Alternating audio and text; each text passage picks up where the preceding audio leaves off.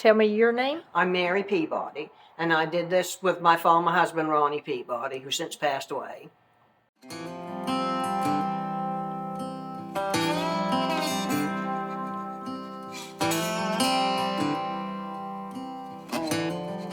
This is your raw packed fish in the cans, and they're coming into the sealing machine, and it comes around here, and it goes around, and this is called the saucer, because this is where the sauce gets put in. It normally would have that cover, but we've taken it off so you can see what happens.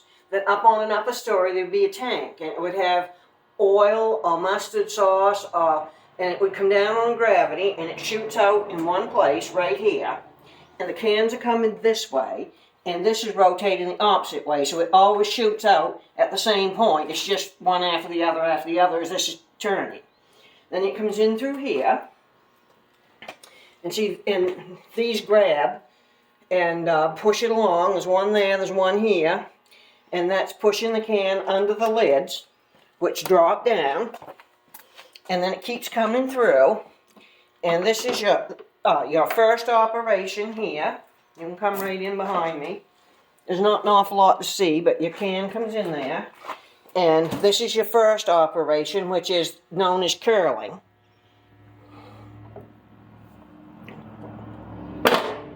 And then it comes around to the second operation, which looks similar inside, but if you want a better look, maybe you get a better picture from this side.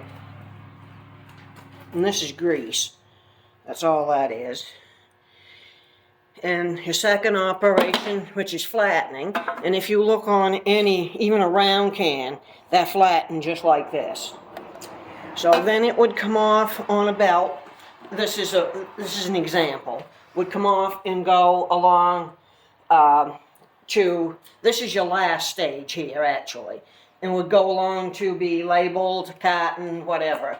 Now those lids are blank, but some of them are lithographed. This would be some of your earliest.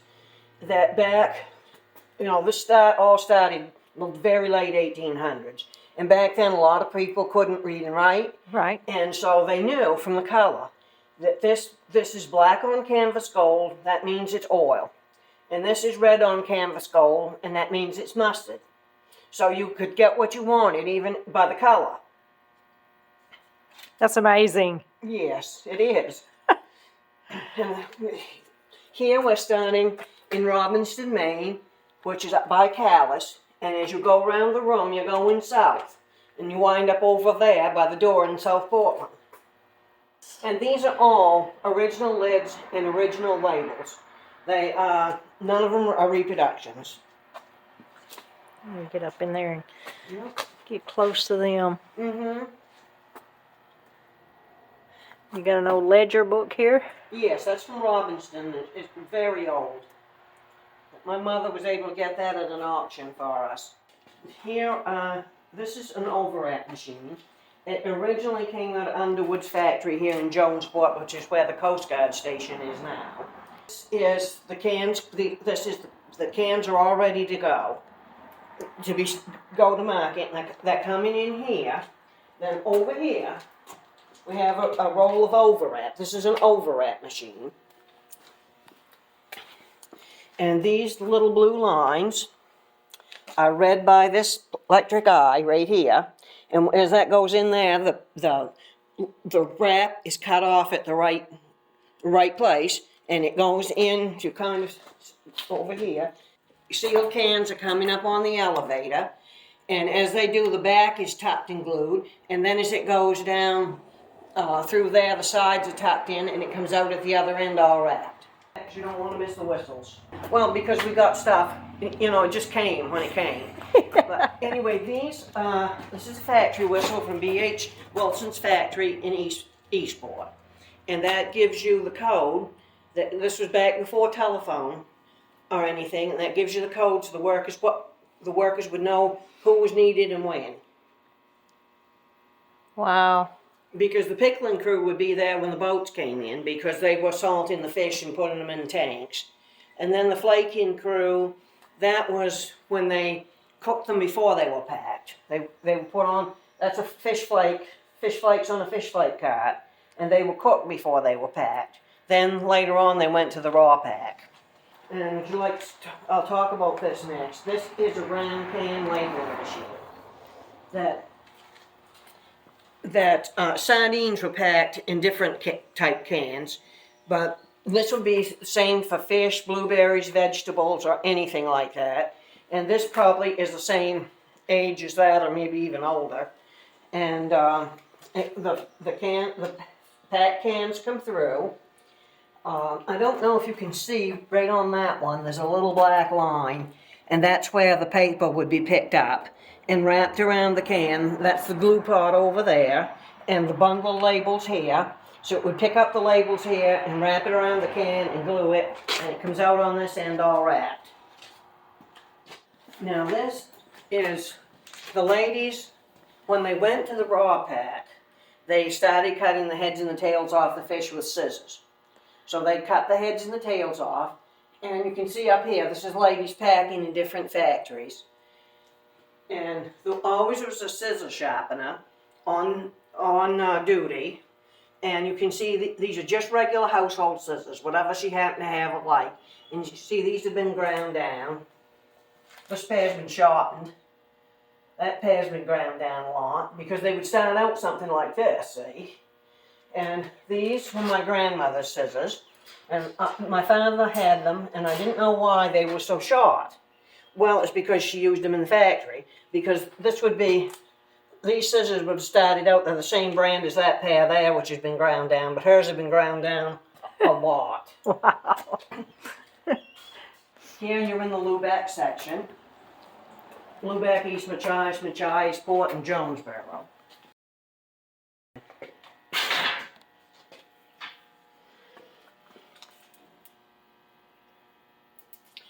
And you want to see that sign, and it has a little story with it, that we were some of the last people that were in the closed seaboard packing company down in Belfast, Bath.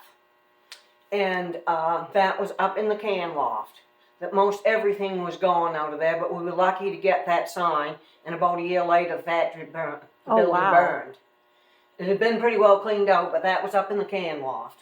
Nice. It's a nice sign, too. It is, very nice.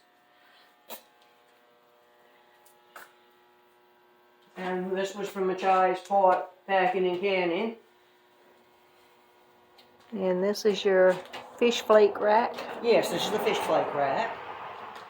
And see, this would have gone in the steam box. And sometimes they fried the flake fish in the earliest days, and then they went to cooking them in the steam box. And here's your thing that they pull it out of the steam box with, because it'd be hot.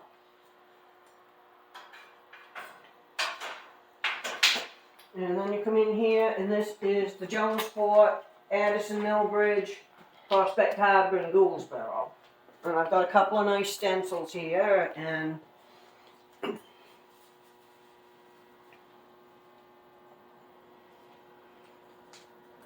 I have quite a few bundles of these labels. We've put a couple out here for an example.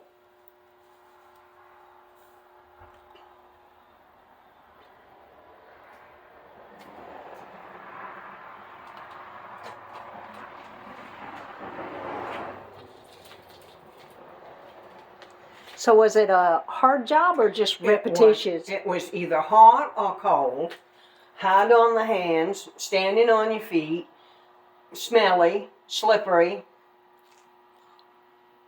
And ladies wore these, were called bivels. There's one here and one over there. They wear that over their clothes. Now this is a packing table. Similar to what you see up here in this picture. If you pretend that this lady, of her right, she's standing here, and what you see over there to her right is the belts where the cans and the fish would be. The fish would be down low, and she'd sweep them off with her arm onto the table. The cans would be up high, and she'd do the same. And then she's got a waste can here, and she's cutting the heads and tails off. The waste falls in here. She puts it in the can and fills this tray, and pushes it out. Takes another tray from down here, puts it up, puts her fish in the cans, puts it out here. It's slid out, and there's a man that comes along and picks those up.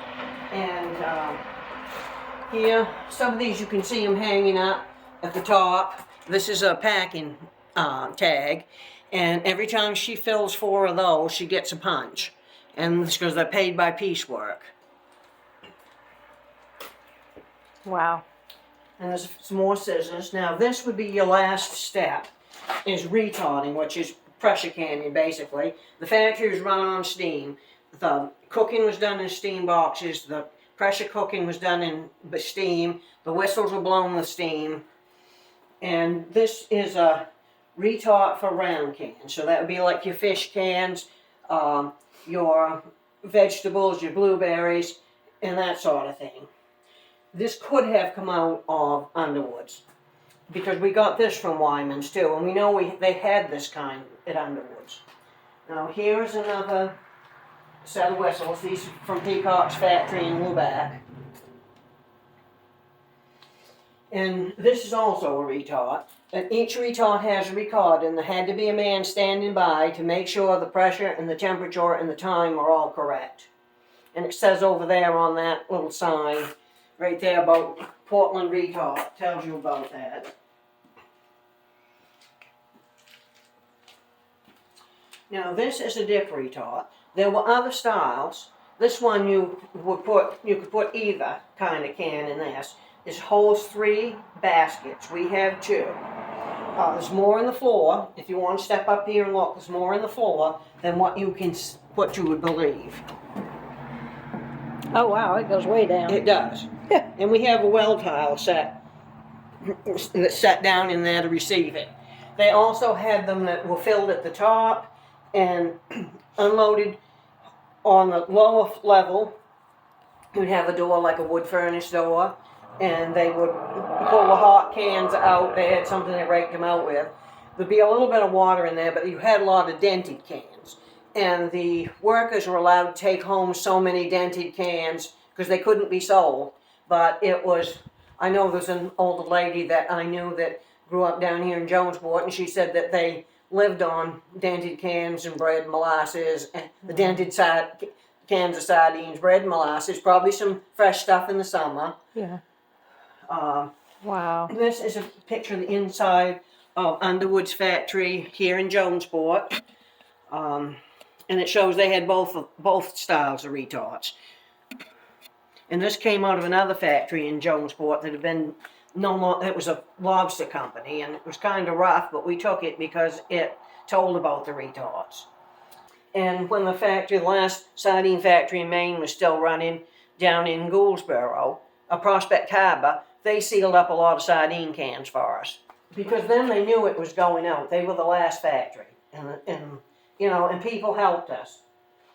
When they got them outside the steam box, they pull this pin right here, and the whole thing goes over 90 degrees, and all the liquid drains out on the floor. And so it's slippery, steamy, messy. Hot. It was hot. These guys were hot, and the ladies sometimes were cold. Yeah. Yeah. So over here, you're still going down the coast. You got Southwest Harbor, Deer Island, Stonington.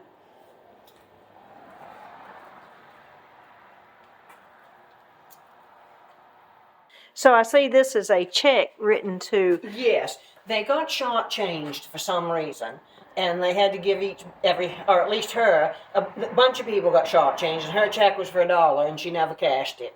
You see this insignia here?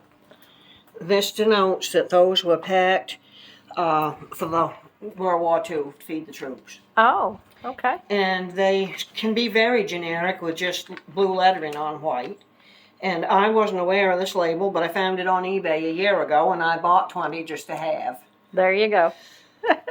And, but in the case, these are all Maine labels for different products. There's no more sardine industry in the United States. Really? So where are they made at now? Canada, Scandinavia, and in the Orient. Going back to my old hometown, picking up the years I'll leave behind. Getting in my car, I drive as memories fly by. Driving by the fields I used to run through, where you were chasing me. We were riding out under the bleachers when no one could see. Oh, sweet memories of a town I loved, but oh, changed when you left. I keep on asking myself in my mind, were you the one that got away? Moved a few times but ended up in Nashville. Tried to settle my restless soul. Got a job that felt like forever when I met you. You made me happy, we danced through the night. Life was music and I was your wife. Time flies and the years went by.